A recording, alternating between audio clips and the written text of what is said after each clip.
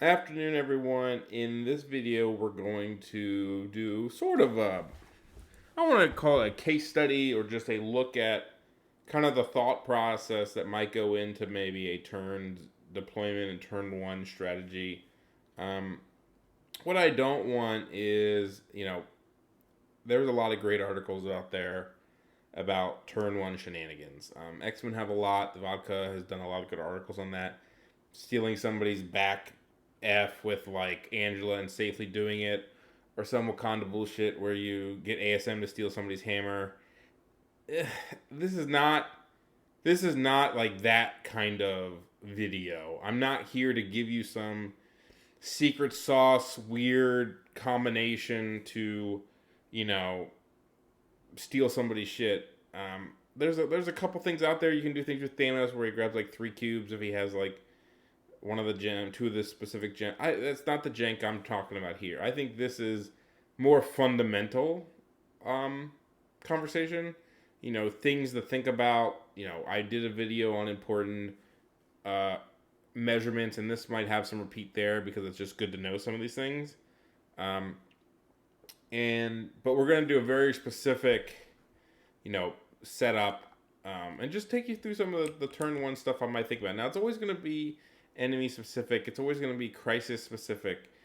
But I think if you can start doing it with any team and any combination, assuming the threat values work, and then expand on it and use that to be better prepared. Because what I think is there's two things. One, knowing distances and jank aside, there are very important measurements to know. Let's just go kind of straight to the board real quick. Let me just pick a team. I will pick this is a 20-point team that I think is pretty good. If you're playing like Scrolls and Scoundrels. I've tried it a couple times. I'll try it more. Before this team, my 20 was Rhino and Voodoo instead of Juggernaut and Mordo. Part of the change has come because I don't have access to Rhino right now. And part of it is, I think something I spoke about in one of my other videos, but I can show you the concept here a little better, is just the turn one feels a little better with Jugs and Mordo versus the other two. And so it's not as, I haven't tested this against every single thing in the world. I can't tell you it's perfect, but I like it. I think it works. And I'm just going to go through some of the ideas and things I try to think about. Because what I want to emphasize is you have to be a little bit, it's going to depend on your opponent too, right? You can't set play 5 activations in a row. I guess you could, depending on the setup and what you want to do. But for the most part, you got to be a little bit, you got to be able to go with the flow a little bit. But what I think is important, and what I need to get better at too, is understanding what your enemy might do and putting yourself in a position to punish it if they do it. Because I'll tell you this way, there's matches you're going to get out there where the enemy's going to do something and you're going to be like, shit, if I would have just deployed a little to the left or a little to the right or whatever, you could have punished it and maybe even prevented them from doing it, right? So there's things that you might say, hey, my opponent's never done this to me, or I've never seen in a high level stream somebody do this. And that's because, it's kind of like the brace for impact thing, right? When you have brace, people talk about like, oh, I didn't use brace till the end of the game, it was worthless. Why did I take brace? A lot of times, like, people won't do throws if brace is online because the opportunity cost of doing the throw is too high. And there's two sides of this, and I don't want to go down this tangent too much, but it's interesting to think about, right? If you have a bunch of throws, like, you got to start throwing stuff to burn brace eventually, and then you have the advantage late game. Kind of like people who burn brace like instantly and then realize like, oh, I don't have it late game and it's going to really cost me, because somebody else said this in the Discord, but I feel this way too. A lot of time, unless the activation is I'm going to die from the brace or it's like super important, like he's going to, I don't know, basically dying is the biggest thing I care about. I won't burn brace because, yeah, you get hit for 4 damage, but, you know, the difference of, oh, I'm on 1 health, they can auto kill me because they just throw me into something versus, oh, I have brace, they can't throw me into something and auto kill me. It's a big difference, and it's a deterrent. That's why brace, like holding it, can really do wonders because sometimes a play can be much better if you know you're going to get the damage, right? So I might go for something like maybe a Do You Know Who I Am or some weird Ultron play if I know they don't have brace because the guaranteed is more likely to happen than, oh, if they brace this, I'm screwed, right? I'm not going to get the KO if they brace this, and they don't even go for the play. Where was I going with that beforehand? I'm not 100% sure. I remember it's talking about being fluid and being, having a bit of a plan. So let's just take a look at this setup. Scoundrel Scroll is going to be 20. Let's say you play this team. Okay, what are some good information to know, right? Okay, we all know that a medium base, medium mover can get to the mid scroll in 1 move. That's just pretty common knowledge. I think you have a decent bit of leeway to go left to right. Oh, yeah, you have a decent bit of leeway to go left to right. I don't know how far to the side you can go and still get it. In fact, this is kind of something to keep in mind. Potentially is, doing measurements like I'm doing right now and saying, well, if I was to stand here, what's the best way to do this? Like, I'm well within, my medium. Oh, I don't want to do that. That's eyes on the prize range, guys. I'm not eyes on the prize in this. Sorry. Should have did it like this. Can I do it from all the way over here? To be fair, if you're within the 2. So here's another measuring trick, right? My base is 2 inches long, and my base is 2 inches long. So like this, like the range of, why is this doing that? The range of this 2 is the same distance as my base plus a 1 inch interact. So if you measure like this, I know that if I was to walk Ultron here, I would definitely get within 2. So you could even keep moving to the side, maybe because of that stupid ass thing. So like he could just about get it from here. If I undid the things, would I make it? I probably would make it. Let's just put everything away. Would I make it? I should make it. Like just within range. Like, I mean, you can do this perfectly if you wanted. Okay, I'm a smidge out, but you could see. But what's interesting there is you could see how far to the side I could go if I really wanted. You don't really need to, but it's good to know how much leeway you have. So the fact that a medium base medium mover can get there, and so can a long base mover, and a large base small move doesn't get there. Very important to know. Juggernaut cannot move once and get to this scroll. Very good to know he can't do it. Typically on scrolls, because it moves you want to have somebody pick it up safely, air quotes, in 1 move so you can react to it afterwards. All right, so if you automatically look at my squad, who can do it? These 3. Okay, that kind of narrows it down. Somebody's going to have to do it, potentially. There's caveats here in the flow of the game. Somebody's going to have to do it. So at the very least, I got to set up somebody with the opportunity to go get that scroll. If you think about that, typically the enemy gets theirs, we get ours, we get one of the side ones. That's just how it goes. Now, things I look for, and you're not going to see it on this because I'm using a bare map, things I definitely look for on scrolls is opportunity of terrain to block the push. So in this kind of example, if you're going first, if there was like a car here or something like here, I'd be much more inclined to, and let's say I have priority, and definitely, priority order matters too. Like, you really got to think about that. And we'll try to go into that a little bit. Man, it's just so interesting how even one crisis setup with one team with no enemies, the stuff you can talk about and think about and really get you deep into this game. Okay, if I have priority, I get to dictate which side one I want. If there's a car, if there's nothing over here, but there's a car like here, then I can more safely say, oh, I'm going to walk Juggernaut up, pick it up, butt up against the car, say, all right, you at least can't push me straight forward. You can push me like horizontal, right? Very important to know. And usually pretty good. And this is where, who's going to pick up a side one? Well, if you look at my team, most likely it's going to be Juggernaut. right? You can run eyes on the prize with Strange, and you can run up and you can grab this one, and if you get pushed, you just walk back. And I don't even think that's bad. I think it depends. I don't think it's as necessary with Convocation because I think the threat of Juggernaut picking it up, and this is what I used to do with Rhino a lot. This is why Rhino Voodoo will feel weird because you'll see what the two. Think about what these two are. Imagine this was Rhino on a big base. This is Voodoo. What I use Mordo and Juggernaut for in this kind of setup is much more natural than if it was Rhino and Voodoo. And I talked about this in my other video, but I'll repeat it here because that one was like nested in a list review or something.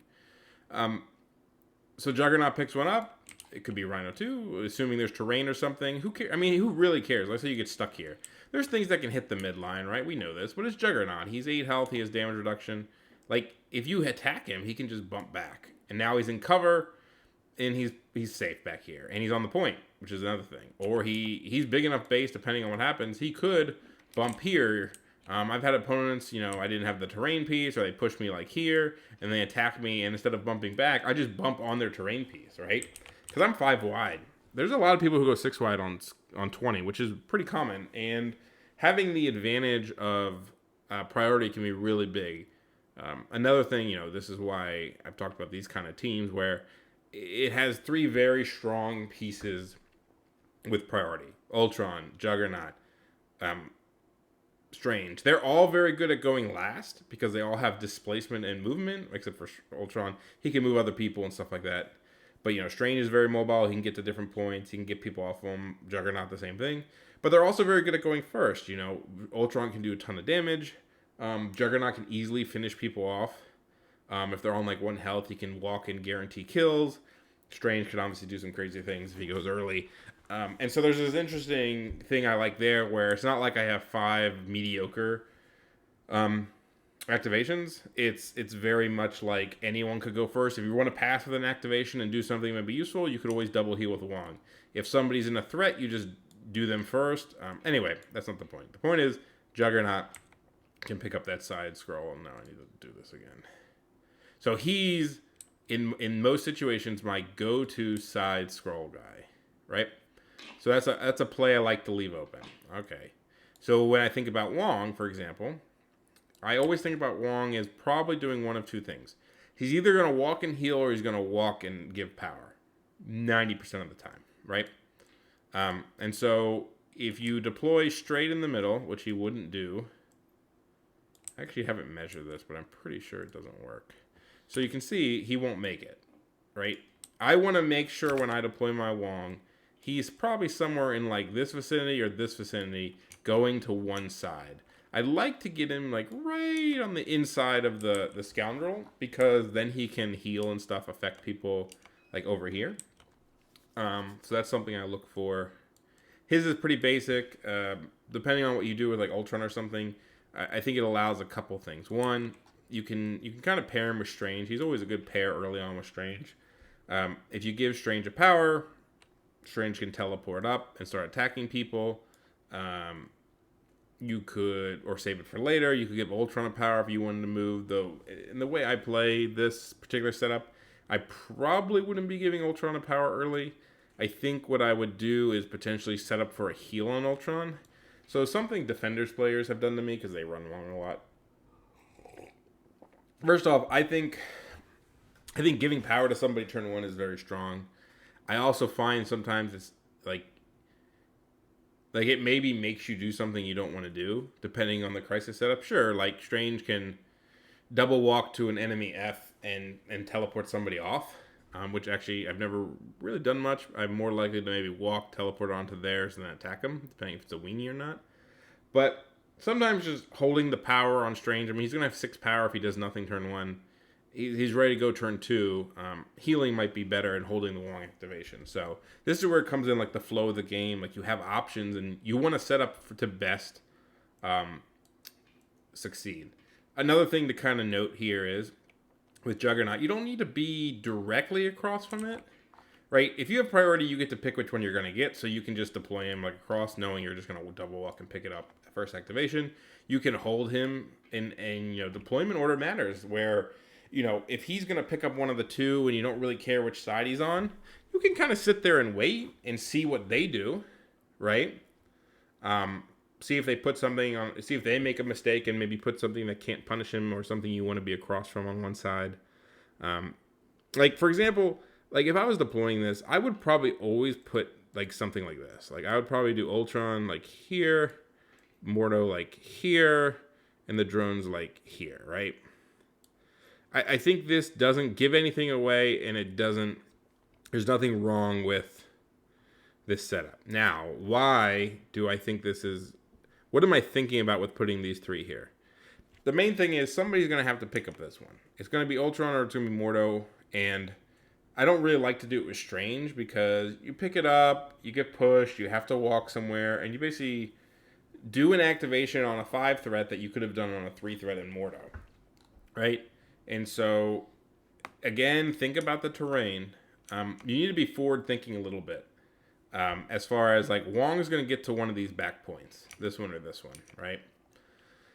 You have to deploy before to know which one you're going to go to. Sure, in an extreme scenario, you can just double walk Wong, and that's fine. To be fair, if you think about it, you know, on a Wong discussion basis, he can only do like right turn 1 if he gives power, he heals. Right, he's only going to have 1 power the next turn. So even if he meditates, he's only going to have 2 power, and he only has 1 action to actually, you know, heal somebody. So it's not like Wong can get triple heals off in turn 1 with moving, right? So if you move, so you're going to have 2 power naturally in 2 turns. You're going to have to move once, right? And so to get that 3rd power to heal, you'd have to take damage or something would have to happen. Or meditate. But you won't have the action to heal. So if you think about it from a perspective of what can Wong do over 2 turns, he can really only heal twice max. And that's it. So having to double walk Wong turn 1 isn't like devastating. It's not devastating because you're going to have 2 power the next turn, you can double heal. Sure, the ordering can get a little weird where like if you want to heal somebody twice, you need to do it over 2 turns. But what I'm pointing out is that like having to walk him twice is basically -1 power because usually you're going to walk and meditate and then potentially give it to somebody. It's not the end of the world if it comes to that. The reason I say this is my thought process. What I love to happen is for Mordo to end up on a side one and Wong to end up on the other side. Because they're my cheapest models. Usually the stronger side is going to be the one with Strange and Wong. But until it becomes a threat to Mordo, I don't feel like I need to like rotate him over. So ideally I'd go with Mordo, pick up this one, right? And then depending if I get pushed or not, which is a big part of it, walk to this side. Now, this is where terrain really matters. You need to be able to see if the enemy can push you to the side or not. Like, if there's like a wall here or anything to stop me from pushing to the left, I would probably put Wong on this side and say, okay, once I picked it up with Mordo, I have a pretty good amount of room to walk, right? Now, if I get pushed to the side, small, it ain't happening, right? I'm going to get I can't make it to the other one. So it's one of those like, and if they're all here, it's not the end of the world, but then who's going to hold this one? Like, stuff like that. Like, that's the kind of stuff I think about a lot. So I want to pick it up with Mordo. And the reason is, I think Ultron can do it. And there are moments where, like, you might just double walk Mordo to the other side. But, you know, and maybe you want to shade Mordo to this side. So, you know, something that actually does matter. We talked about how Mordo, you have some freedom, right? But even a medium base mover can't make it to the... I don't think he can. Ooh, can he? Ooh, it is so close. That works. Does it work over here? Oh, shit. Does this work? No, he's just short. I don't know. Oh, that's not even locked in, so I might just be cheating my balls off.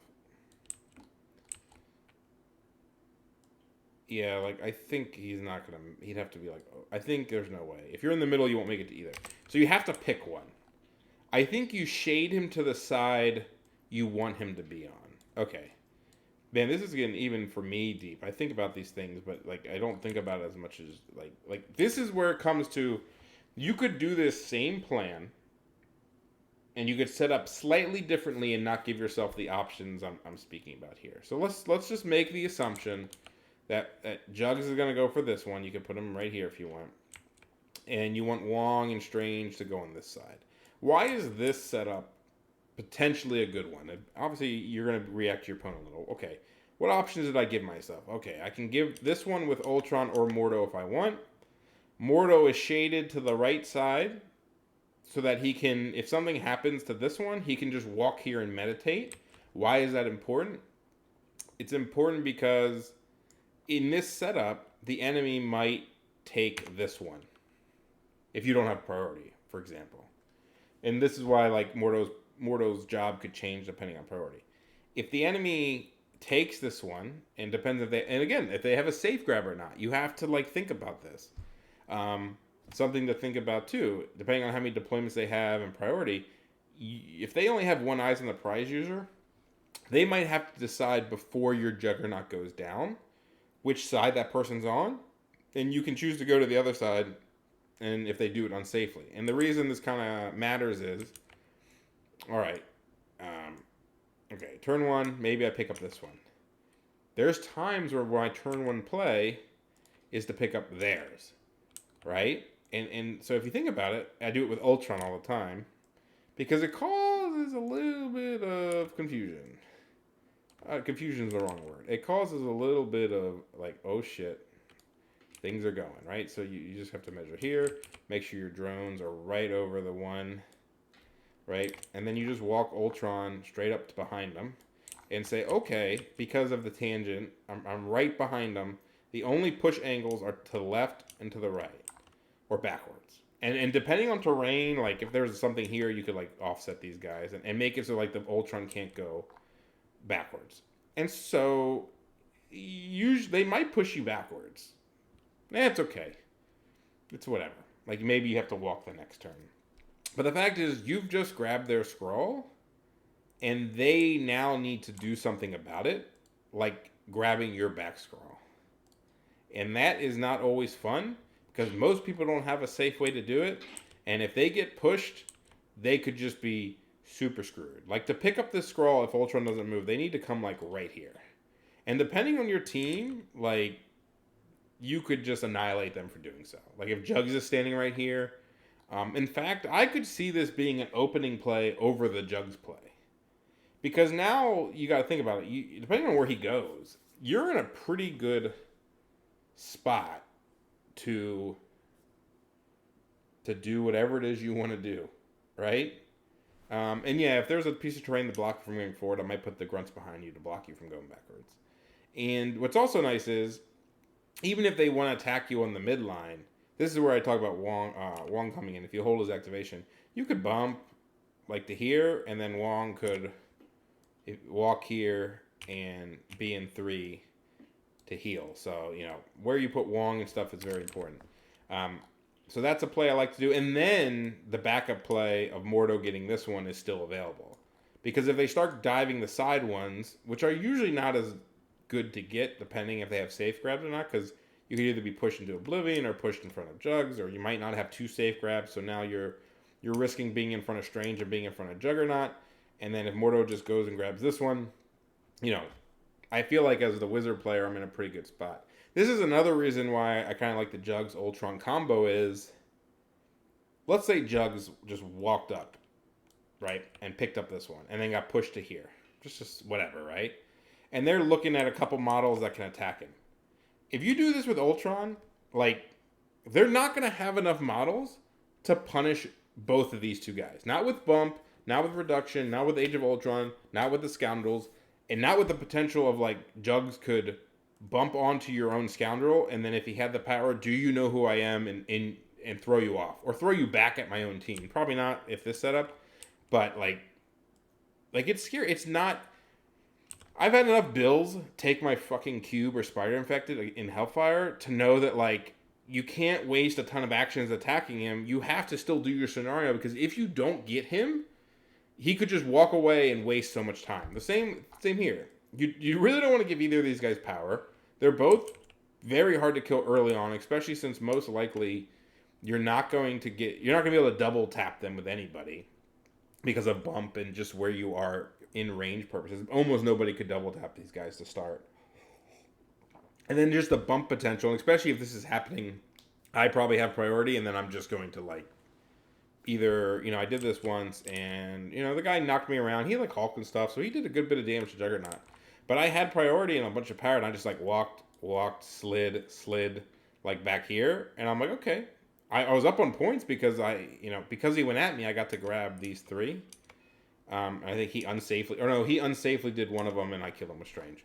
The point being is, like, if you're going to commit to being a little bit more aggressive, it doesn't hurt to have 2 tanky models to do it and do it in multiple places because people just won't be able to handle it. It's kind of like this idea back in Warhammer where people took cannons and people took, like, dragons and chimeras to, like, fight. And they're like, man, if I have a chimera, they're going to just die to the cannons. This sucks. But if you had 3 chimeras, what they would do is they would dumbly put like one out, hope it missed, oh, it hit them, it died, put the next one out. But if you did something where you just like, there was a point where like it was too much, where the cannon player was like, if they are scared and do like one at a time bullshit, I'll crush them. But if they put everything out there at once, maybe I kill one of them, and then the rest of them kill me. It's not a great one-to-one translation to MCP, but the idea is still there. Like, if you put multiple threats out there and you get an advantage for doing it, like, the recovery of them to come back from it can be very difficult. Again, always team-based. So you can do that. Then Mordo can pick up this one. He shades to this side. Hopefully he gets to be able to push and go here. Wong will go here, depending if he has to heal Ultron or he can give Stranger power. And then you're setting up like something like this, where Strange last turn, they might pick this one up. They might do it unsafely. If so, Strange can teleport, onto the point, and then like start blasting them. Strange could double walk to the middle and win it if they, and maybe teleport somebody off if needed. Like you could end your turn like this, potentially have 3 scrolls and 3 points, and you're up 6-3 turn 1. And it wasn't even that hard. Maybe they're attacking you. But the thing is, like, when people attack Ultron, it's very scary. And the fact that you have Wong here, I think really says a lot as far as, like, if they attack him and you have to heal him, not only did they just give Ultron 2 power, what'd they do? Like, it's almost like Wong passing a power. I get trapped in the other side of it sometimes, where I want to do, if you just do the good plays and be a little bit aggressive sometimes and get up on points, the enemy now has to come back and start making plays into you. Whereas if you like wait around and be like, I'm going to hold my Juggernaut activate, like I'll give you an example, a perfect example. One thing you can do without priority is you can do a very similar setup, and I don't want to, whatever, just this, drones, Juggernaut, right? You can do some setup, and if you don't have priority and they take this one, you can do something where, okay, you can punish it with jugs, for example. But you don't want to give them, like, the advantage just to get, like, a jugs attack, right? It's better just to go get it. But, like, if I've done this before where maybe turn 1, I mean, if you really wanted to with Strange, depending on the enemy, you could, eyes on the prize. You have to be over a little. Grab this one. Come back here. That is a perfectly fine play. And you can take eyes on the prize to make that play.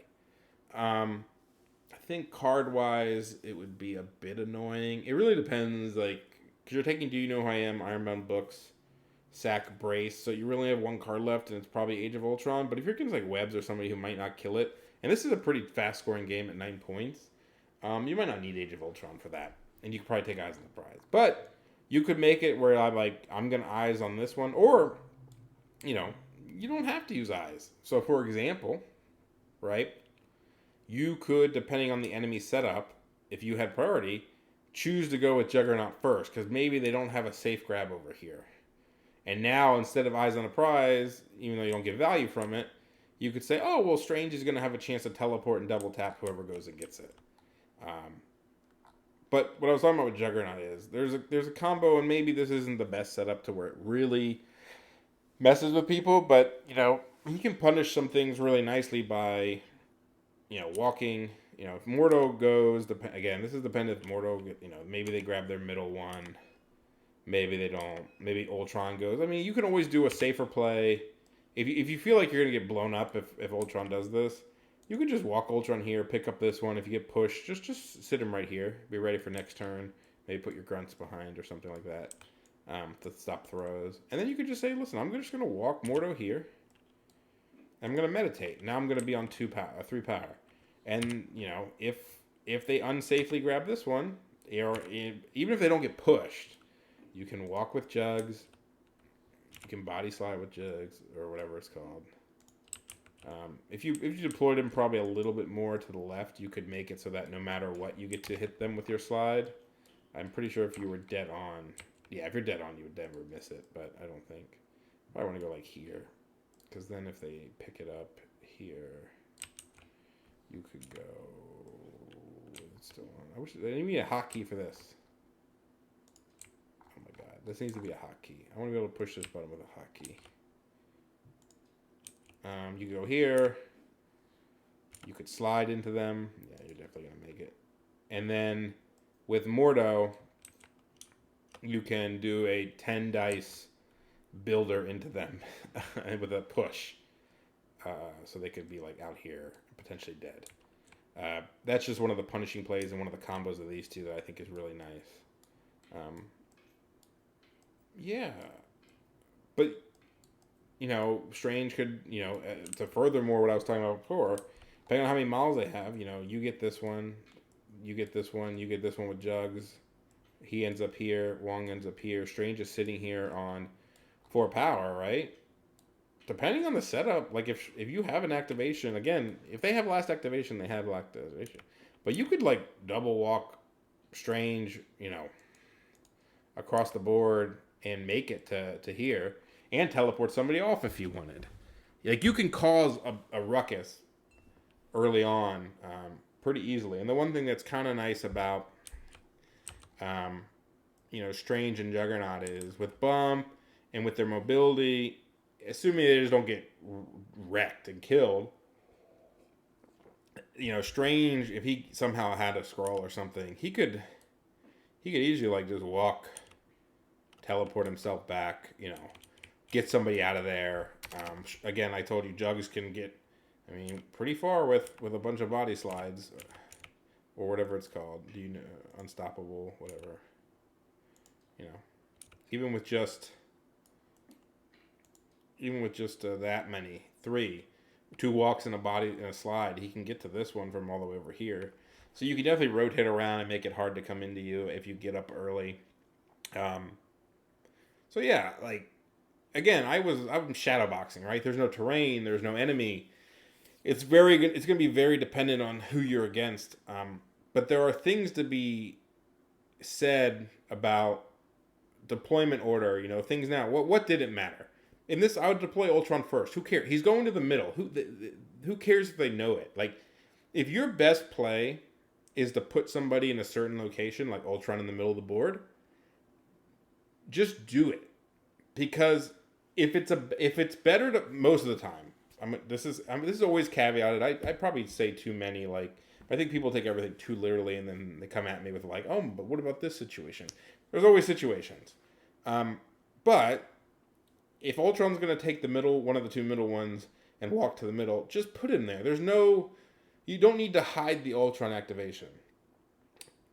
Wong's an interesting one because he feels like such a free drop, but you do actually have to commit to which side he's going to be on immediately. Like, sure, you can double walk to the other side, but you lose your potential pass power heal, which is not always a bad thing. Like, it's not always a bad thing, because Yeah, because having 2 power lets you do books turn 2. Uh, yeah. I mean, that was. I mean, I don't even know what else to say. Really, that was. This is why I like this team. This is why I want to test it more. These are the things I think about. You know, you can shy things a certain side.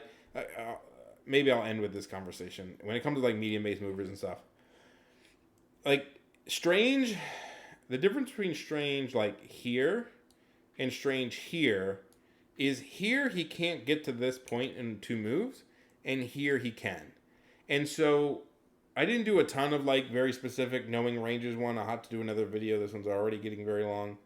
But give yourself the opportunity. If he's going to either double walk to the middle or double walk here or double walk here, he can do that from where he is.